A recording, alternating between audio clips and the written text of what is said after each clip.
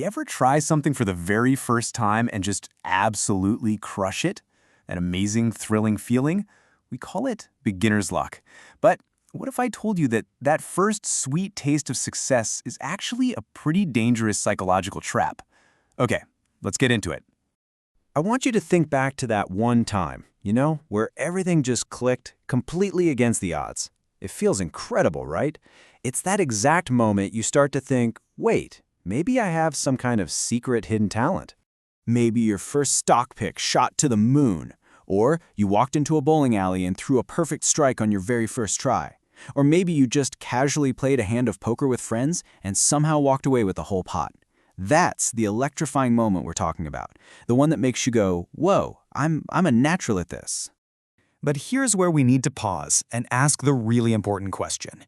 Was that amazing result a sign of actual genius, or was it just a beautiful, tempting illusion? Let's start peeling back the layers on this thing. So, what is beginner's luck, really? Well, it's this wild situation where a complete rookie, someone with zero experience, pulls off something a seasoned pro would be jealous of. It's like the ultimate underdog story, except the underdog doesn't even know how to properly use the slingshot yet. And this is where it gets really interesting when you look at the why. See, an expert in something like poker or investing, they play by the book. They're calculating odds, they're analyzing patterns. The novice? They don't even know the book exists. Their moves are so unpredictable, so completely outside the box of logic, that they can throw an expert's entire strategy into chaos. They'll make a fearless all-in bet because, well, they're just not aware of the massive risk. And sometimes, that chaos, it actually works. And here it is. This is where that beautiful dream starts to curdle a little bit. That first incredible success, it's almost always a fluke. It's a flash in the pan. It's not a sustainable skill. Sooner or later, that magic runs out. So why do we fall for it every single time? Why are we so quick to convince ourselves that one lucky break is a sign of our own innate talent?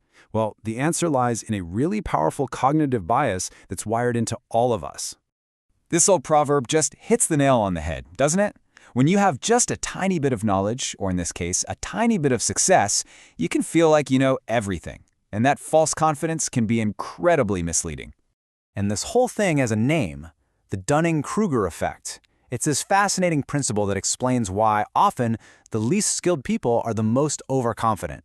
The issue isn't just that they think they're good, it's that they are literally too unskilled to even see how much they have left to learn. So, what's the root cause of this? It all comes down to a lack of something called metacognition. The easiest way to think about it is, it's the manager of your brain. It's that higher-level thinking that lets you step back and honestly see what you know, and more importantly, what you don't know. The Dunning-Kruger effect is basically what happens when that manager is asleep on the job, and we're left with this huge blind spot, unable to see the massive gaps in our own knowledge. And that first rush of beginner's luck, it sends us soaring right to the top of what researchers brilliantly call the peak of stupidity, or Mount Stupid. I'm not kidding, that's what they call it. It's a place where our confidence is at its absolute maximum, and our competence is at its minimum. You feel like a genius, but you're really just standing on incredibly shaky ground. And what goes up must come down. Inevitably, reality kicks in. Your luck runs dry, your flawed strategy finally fails, and you come crashing down. And this painful, humbling realization of your own incompetence, that is known as the Valley of Despair. It's the place you land when you finally realize just how much you really have to learn. But here's the good news. You don't have to stay stuck in that valley forever. In fact, that painful fall is actually the first real step toward genuine growth. So how do we climb out of there and start building a real, lasting skill?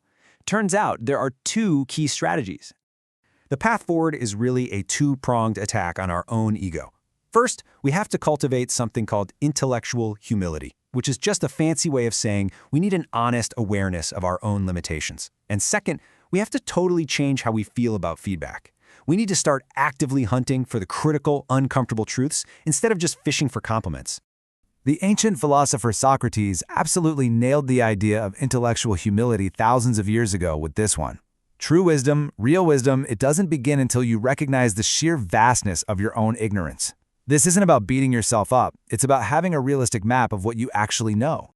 Okay, so how do you actually practice this? It's simpler than it sounds. The next time you feel really confident about a topic, intentionally challenge yourself. Go find an expert-level book about it or sign up for an advanced course.